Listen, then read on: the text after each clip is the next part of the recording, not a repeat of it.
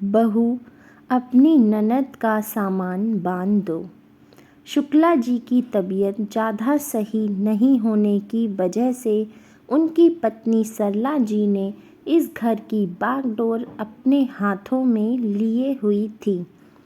बेटा अनिरुद्ध और बहू रेवती पर पूरा कंट्रोल था।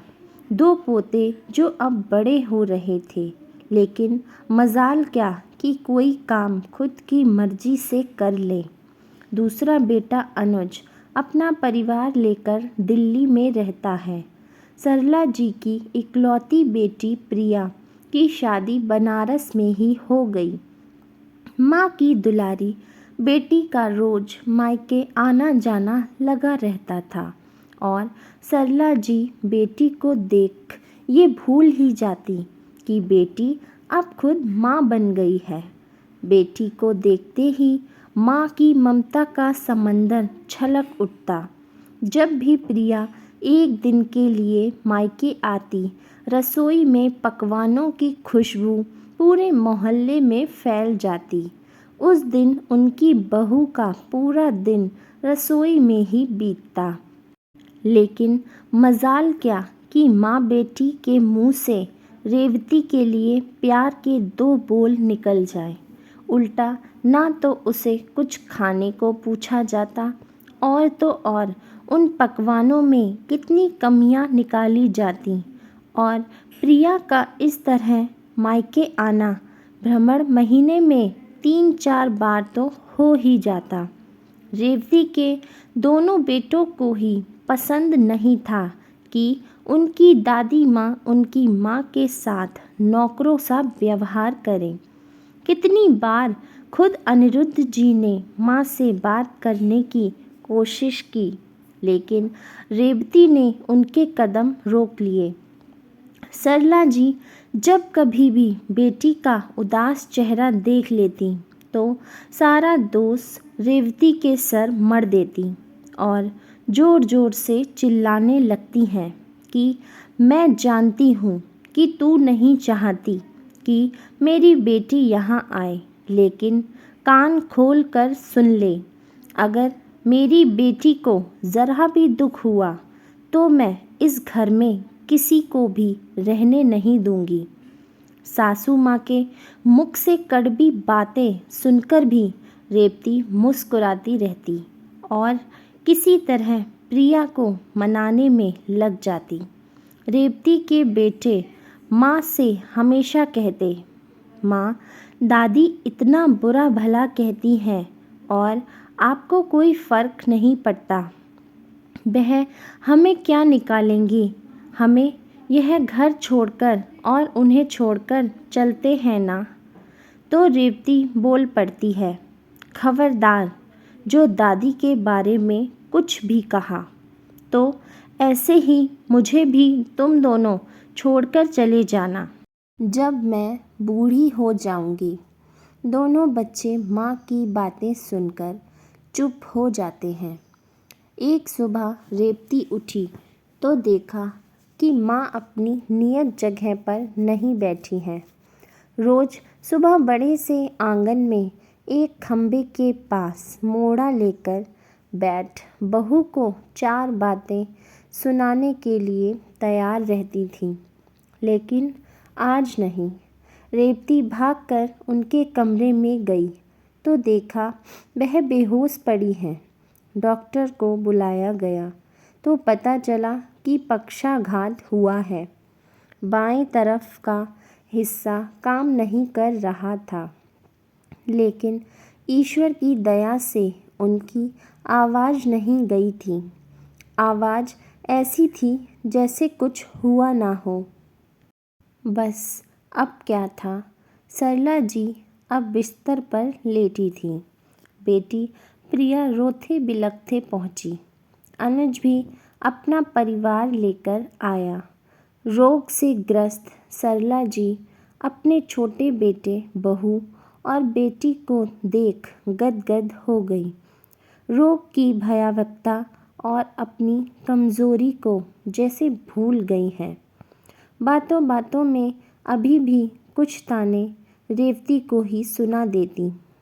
2 दिन बाद अनुज माँ से बोल पड़ा, माँ अब जाऊँगा, इजाज़त दे दो। ठीक है जा, लेकिन बहू को मेरे पास छोड़ दे। आदेश देते हुए यूँ बोली जैसे बस कहा, और बेटे ने सर झुकाकर मान लिया। अनुज ने कहा, रोशनी कैसे रुकेगी, बच्चों की पढ़ाई भी तो है, हम फिर आ जाएंगे, कहकर बेटे ने माँ से विदा ली। इस बात से सरला जी को एक झटका लगा, लेकिन फिर अपने मन को यह सोचकर मना लिया कि चलो मेरी बेटी मेरे पास है। अगले दिन प्रिया पास ही बैठी थी। सरला जी बोल पड़ी, प्रिया, लगता है मेरा डायपर गीला हो चुका है। मुझे कुछ गीला गीला सा महसूस हो रहा है, ज़रा बदल दे। बहू अभी बता कर गई है सब्जियां लेने, अभी समय लगेगा उसे आने में। नहीं माँ, थोड़ा रुक जाओ, भाभी आती होगी, मुझसे ना हो पाएगा ये। आप तो जानती हो ना, मुझसे गंदगी बर्दाश्त नहीं होती। बेटी के मुंह से अपने लिए ये सुन एकदम सन्न पड़ गई सरला जी। जैसे उस दिन नहीं पक्षाघात ने आज शरीर को छुआ हो। वो चुप थी, लेकिन आँखों से आंसू बह रहे थे। तभी रेवती आई। माँ की आँखों से आंसू बहता देख घबरा गई। माँ, कुछ दुख रहा है क्या? कोई तकलीफ़ है क्या? बोलिए ना माँ। लेकिन सरला जी ने कुछ नहीं कहा। कहती भी क्या, जिस बेटी को आज तक चंदन की तरह माथे पर रखा, उसे आज वो गंदगी लग रही है। दूसरे दिन एक मैगज़ीन लेकर आकर माँ के पास बैठ गई। तभी प्रिया का फ़ोन बज उठा। प्रिया ने फ़ोन उठाया। हेलो। हाँ मम्मी जी, प्रणाम। नहीं, मैं अभी नहीं आ सकती। आप तो जानती हैं ना, माँ बिस्तर पर हैं, कितना कुछ करना होता है मुझे। भाभी अकेले कैसे सब कुछ संभालेंगी? जी, जल्द ही लौटने की कोशिश करूँगी, कहकर प्रिया ने फ़ोन काट दिया। सरला जी देख रही थीं कि बेटी कितना झूठ बोल रही है। उनकी सेवा तो दूर, एक गिलास पानी भी नहीं ले रही है खुद से। गुस्से से कांपते होठों को काबू में करते हुए चिल्लाती हुई बोल पड़ी, रेवती बहू सुन रही है? कहाँ है तू? जल्दी आ यहाँ। रेवती रसोई में थी। शायद आवाज़ देर से पहुँची। घबराई सी कमरे में आई तो प्रिया बरस पड़ी। क्या भाभी, माँ कब से बुला रही है, सुनती क्यों नहीं? हाँ माँ, क्या बात है, बोलिए। उनके चेहरे की तरफ झुकती हुई बोली तो सरला जी ने कहा, बहू जा अपनी ननद का सामान पैक कर दे। उसकी सासू माँ का फ़ोन आया था, वह आज अपने घर जाएगी। उसे भी तो अपना घर संभालना है। और हाँ सुन, अनिरुद्ध से कहकर मिठाई भी भिजवा देना साथ में, यह अभी जाएगी। प्रिया ने माँ की बातें सुनी तो बोल पड़ी, लेकिन माँ, मैं तो कह रही थी। नहीं, तू जा, मेरी बहू है, वो मुझे संभाल लेगी, तू अपनी गृहस्थी संभाल।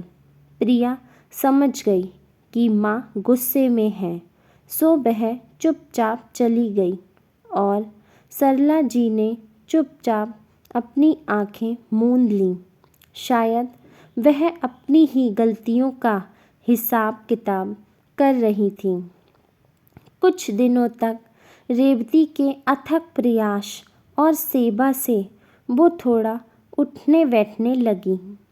वाणी एकदम मधुर हो गई थी। किसी से कोई शिकायत नहीं, यहाँ तक कि प्रिया और अनुज से भी नहीं। प्रिया अभी भी माँ से मिलने आती तो रसोई में वैसे ही पकवान बनते, लेकिन अंतर इतना था कि तब उन पकवानों को खाने से पहले सरला जी बहू को भी अपने पास प्यार से बुलाकर बैठाती। वह बहू और सास के बीच मौन संवाद हो गया था। सरला जी ने अपनी आँखों से ही बहू से माफ़ी मांग ली और रेवती ने भी अपनी चिरपरिचित मुस्कान से उन्हें बता दिया कि माँ हो, जैसी भी हो, अच्छी हो, हमें कुछ कहने का अधिकार आपका है। दोस्तों, आपको यह कहानी कैसी लगी हमें कमेंट करके ज़रूर बताएं। यदि कहानी पसंद आई हो तो हमारे चैनल को लाइक करें, शेयर करें और सब्सक्राइब करें।